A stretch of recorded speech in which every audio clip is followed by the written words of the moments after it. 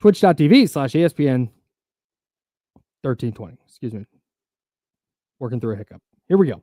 All right. So the Ringer put together a pyramid of the most trustworthy players left in the NBA playoffs. And we talked about this a little bit with guys like Tyrese Halliburton and Anthony Edwards, and where do they kind of land in their superstar ascension. And we've talked a lot about that because it feels like last postseason and this postseason are really about kind of the passing of the torch, right? This playoffs now has no Kevin Durant. It has no LeBron James. Steph Curry is in the playoffs, but he's currently hurt, and his team is tied 1-1. There's just a really, really good chance that we get a finals that has none of the old guard in it. Mm-hmm.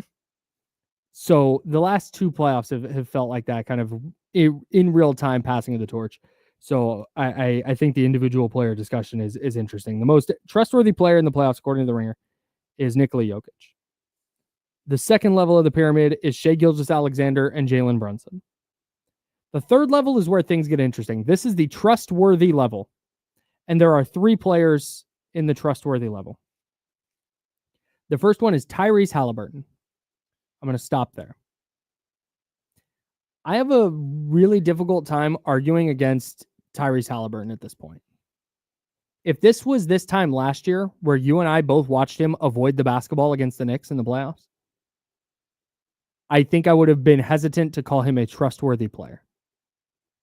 And his stat line may vary on a night-to-night basis, but when there's a player who I know is capable of going for 20 and 10 anytime he steps on the floor, 20 or 10 plus, and he's going to take and make a game-winning shot, a crunch time shot, that's a player that to me is the definition of trustworthy, and I have a really hard time not putting Tyrese Halliburton in there based on what we've seen this postseason. Okay, I'm going to take the counterpoint on this. Okay, great. Look, I think certainly he has had the flair for the dramatic. He's been able to hit the big shot, right? But we're also looking at a player who went 3 of 13 in the first game of the playoffs this year and scored 10 points. Who scored 14 points in game 3 and 17 in game 4. Like, sure, is he averaging like 18 points a game for the playoffs? You know, something like that, maybe. 18.4, that's what he's averaging. But right now he's shooting 47% from the field. He's shooting 30.6 from 3 in this year's playoffs. Right. I don't think he's trustworthy. I think he's a big shot maker. And he's also played a Milwaukee Bucks team that, you know, like just folded up and had Damian Lillard miss a bunch of time. He's now playing a Cleveland Cavaliers team that has 3 starters that have missed games, or at least 3 rotational players, 2 starters, including the best defensive player in the league. So I'm not there yet. I would have put him in a different bucket. I do trust Donovan Mitchell. Now, it doesn't mean anything because Donovan Mitchell hasn't actually won the games in the second round here. But as far as the stats and what he means to his team, I see it. Like, I think he is a big time, like, you know, he has got so much playoff experience. It's crazy. He does have one bad game in the playoffs, but it came in a win. But we're looking at 30, 13, 22, 33, and 48. Like, he's been incredible. He should be higher than this. He might be in the tier above this. The fact that Cleveland should have won that game the other night with no Darius Garland, no Evan Mobley, and no DeAndre Hunter. Yeah. Just so people know, Darius Garland is a major, major factor for them offensively. Yes. As a shot creator, as a shot maker, he's outstanding. Evan Mobley is the defensive player of the year and a good offensive player in his own right. And DeAndre Hunter is their 6th man. Yeah, and he's I guess probably 7th, but he's really, really good since coming over. Yes, he's been a key player for them off the bench. Yeah. And in Donovan Mitchell's last 12 playoff games, he's averaging 32.3 points per game. Come on. Yeah, he's a tier above, for me. They should have won the other night. The fact that they didn't was not a Donovan Mitchell problem. It was an execution problem, as a boxing out problem. Yeah. Donovan Mitchell, to me, belongs a tier higher. Yeah. Because if you're a Pacers fan, you're terrified of the Cavs still because of Donovan Mitchell. Mm-hmm. And I know Darius Garland's supposed to play tonight, and Hunter and Mobley are supposed to be back tonight, but you're terrified of number 45. Yeah. Again, Anthony Edwards is a great player. Anthony Edwards is the third player in this 3-person level. Yeah, I can't put him in the same level as yes, Halliburton, but no with Mitchell. I just think Mitchell's in a different category. This is why tiers are better than pyramids. Yeah. Yeah, with Ant, it's just because the ceiling is just so unbelievably high. Mm-hmm. It just feels like he's still either figuring out when, or maybe it's the way he's defended, and he's still trying to. He still needs to see more playoff defenses and have more playoff experience. With Ant? Maybe. He's played a ton of playoff games, though, I guess. He's played 34 games, and he's averaged 27.3 points per game in the playoffs. So, and not only that, but he's had some of the biggest high-end games. Mm-hmm. So, in his the first playoff series he ever played, he had a 36 and a 30, a 41, a 36, a 34. Here's the thing that this is my only hesitation with Anthony Edwards. In the closeout game against the Lakers, they won 103-96. He scored 15 points. He had 11 boards, 8 assists. He did have 3 steals, but he went 0 for 11 from 3 and 5 of 19 from the field. And maybe he's getting better at finding ways to impact games when he's not scoring. Yep. But that's the one thing that's kind of I don't want to put him below that, though. I don't want to put him a tier below Trustworthy. No, I'm fine with him there. Okay. I'm just not fine with Donovan Mitchell there. I think Mitchell needs to be up higher. Mitchell's above Ant and Halliburton for me. Yeah. Sure. And we're going to get to the next tier, but there's a player in that tier that I'm like, I guess you can question whether he's reliable at this point, but I don't know how you can. So that's the next one. And again, we're doing a pyramid levels, not tiers. It's a very different thing. This is the sometimes Trustworthy tier. And again, this is via the Ringer. In this tier, I'm going to name the names: Steph Curry, Jason Tatum, Aaron Gordon, and Julius Randle. Okay, so there's a process thing here where they decided they were doing the pyramid and needed 4 players to go here. Mm-hmm. So Steph, they note that it's the hamstring is the reason he's sometimes trustworthy. But I think if we're removing that, to me, he goes in the tier with Donovan Mitchell, wherever you're going to put Donovan Mitchell. Yeah. This probably needed to be a 5-tier pyramid, not a 4-tier pyramid. Pyramid? There it is. Yeah. Nice. Now you did just invent something. I did just that's a me thing. A pyramid. Yeah, hell yeah. That's right. Trademark the insiders, ESPN 1320. No, but I get it.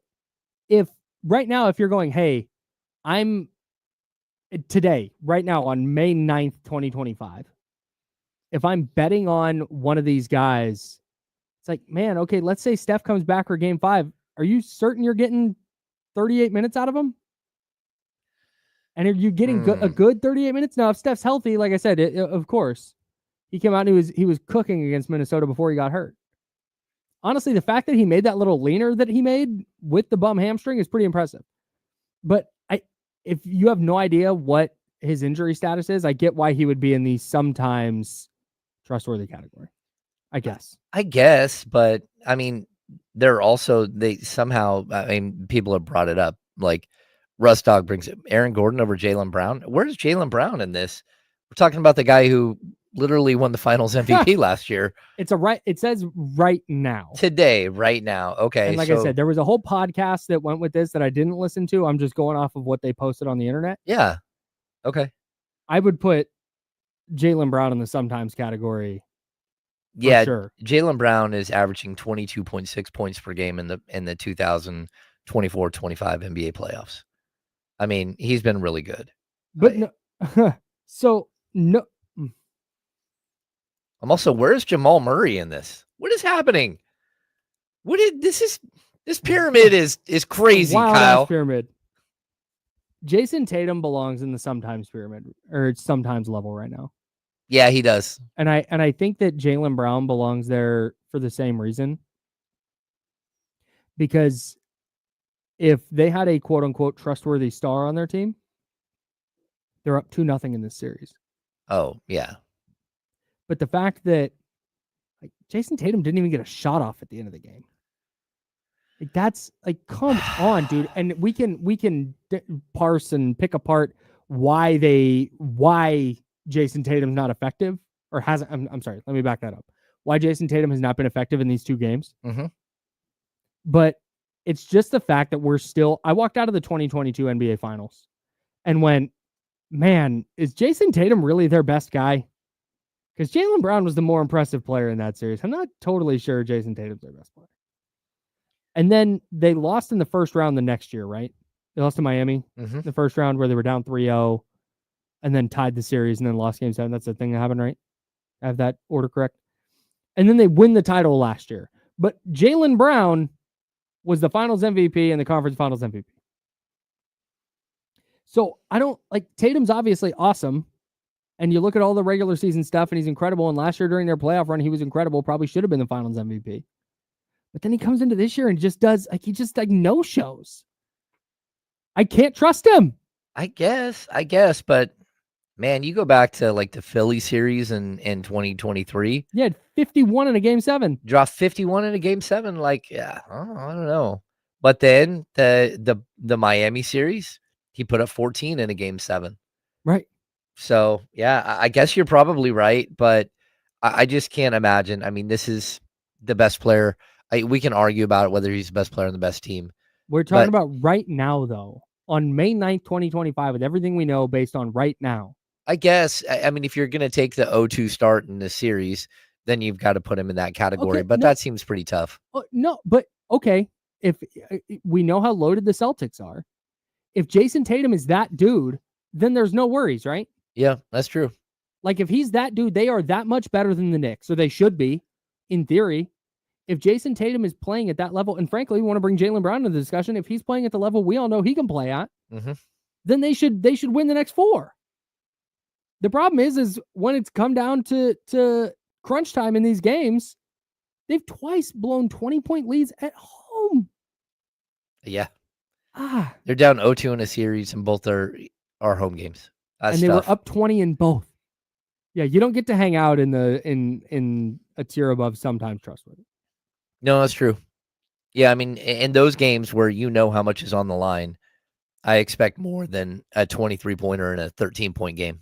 I need to remove Aaron Gordon from the conversation right now because he belongs in a higher tier of a different pyramid. Does that make sense? Yes. Aaron Gordon, to me, is one of the most trustworthy role players in the playoffs.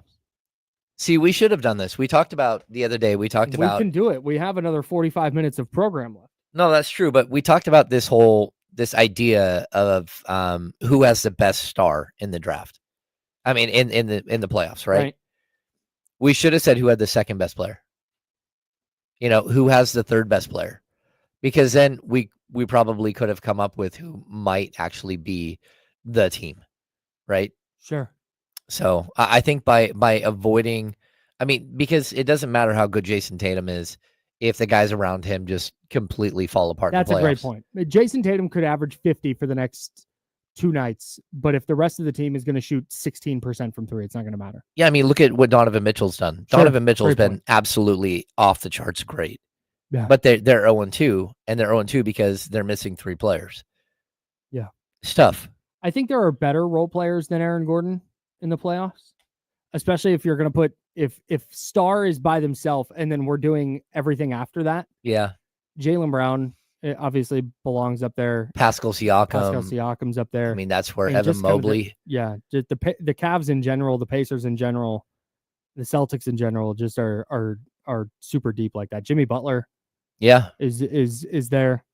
But Aaron Gordon in the sometimes Aaron Gordon's trustworthy all of the time. I know exactly what I'm going to get. Yeah. But if you're expecting him to be a superstar and go get you 40, yeah, probably not.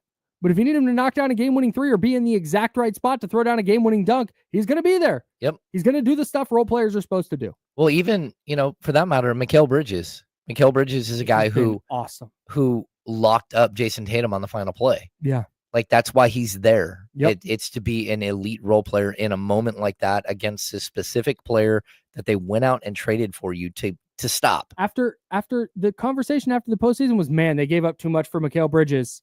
Mm-hmm. He's just not that guy anymore on either end of the floor. And then he's like, nope, playoff time, I am that dude. Yeah. Yeah, man. Impressive. Maybe we can do that. We can start working through that. I don't want to try and do that on air because it's going to be a lot of us going, yeah. And that's not compelling. Nope. But we'll put that together. We'll put together the trustworthy role player tier. Okay. Joe Brazil's a trustworthy role player. The trustworthy. The trustworthiest. We have to call glue guy. The trustworthy. What do we call it? The pyramid. Pyramid. All right. I was going to say that earlier, but I didn't want to get dragged